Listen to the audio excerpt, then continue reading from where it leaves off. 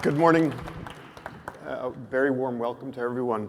My name, as you just heard, is Rob Kozak, and I'm proud to serve as the Dean of the Faculty of Forestry. And I'm really delighted here to open up the 2024 BioProducts Institute Research Day and Poster Competition. I also want to start with a land acknowledgement, if I may, respectfully acknowledging that we're gathered here today on the ancestral and unceded territory of the Musqueam people. Now, for millennia, this has been a place of learning where cultures and traditions and knowledge are passed on from one generation to the next. And it's very much in that spirit of knowledge exchange and reciprocity and generosity that I think we're gathered here today. I would also humbly note that Canada's legacy of colonization continues to the present, and that we all have an obligation to make meaningful progress on the 94 calls to action set forth by the Truth and Reconciliation Commission of Canada. And I'm hopeful that the aims of today's event will intersect with many of those actions. So, for example, one of the principal aims of the BioProducts Institute is to reimagine ways in which we can transform the forest sector. But at the same time, maintain its critical place as the backbone of our economy. First Nations, as traditional owners and caretakers of our forest lands, need to be or are a necessary and a vital part of that conversation moving forward. So with that, let me just thank you for joining us today for the 2024 BioProducts Institute Research Day and Poster Competition.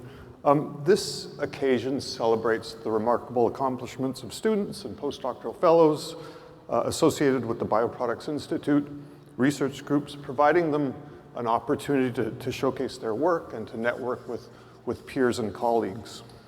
Now, for those of you who don't know, and Orlando will explain in much more detail, the BioProducts Institute is a hub of scholarship and innovation that brings together, interdisciplinary researchers and scholars and thinkers in natural sciences, social sciences, business, public policy, engineering.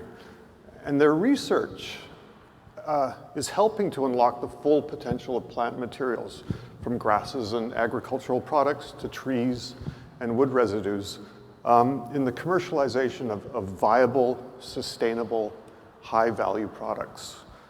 This, in turn, brings us closer to a transformative, circular bioeconomy.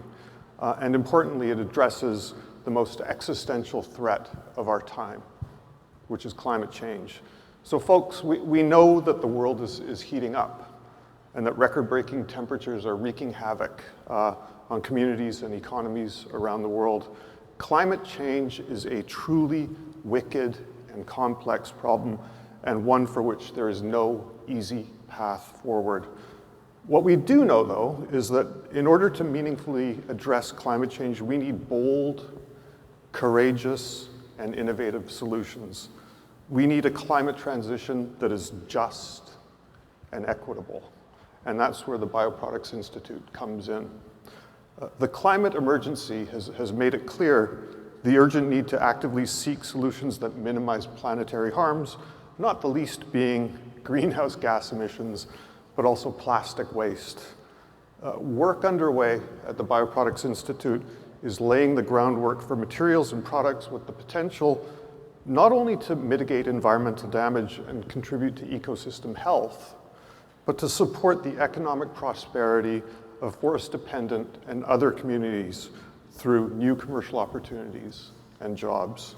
So, for example, and I don't know if this is in my area, but cellulose and lignin, contained within residual plant matter from forest and agricultural operations, can now very easily be transformed into biodegradable, reusable, less carbon-intensive materials, including biofuels and plastic alternatives. And the BioProducts Institute is very much a leader in this exciting, burgeoning space, and in figuring out cost-effective and scalable means of making these products a reality in the marketplace. So guided by the goal to catalyze a meaningful bioeconomy and the power of nature to help Canada achieve these circular economy goals, the work that's conducted here is really well positioned for the rapid transition of research into market-ready solutions. And that's not all. As a space for collaboration and interdisciplinary thinking, and for businesses to be incubated, the BioProducts Institute accelerates innovation and propels us all towards a more sustainable future. So these are all really big, complex, nuanced problems that require integrated, interdisciplinary solutions. And it's really heartening to see the BioProducts Institute working collectively on these grand challenges and pulling in the same direction. It's even more heartening to see this FAST become one of Canada's premier training grounds for young talent and future leaders in the bioeconomy space. So congratulations to you all. So we have a really exciting day planned for you. Before I hand it over to the scientific director, Orlando Rojas, I just want to take this opportunity to thank the organizers for providing space to showcase the talent of our young researchers, our leaders of tomorrow.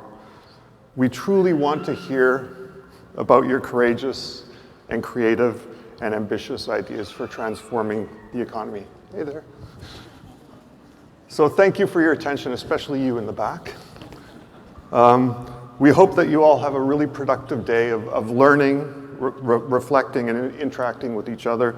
Our hope is that the conversations that you have today will lead to the innovations that we use tomorrow. So thank you very much. Have a great day.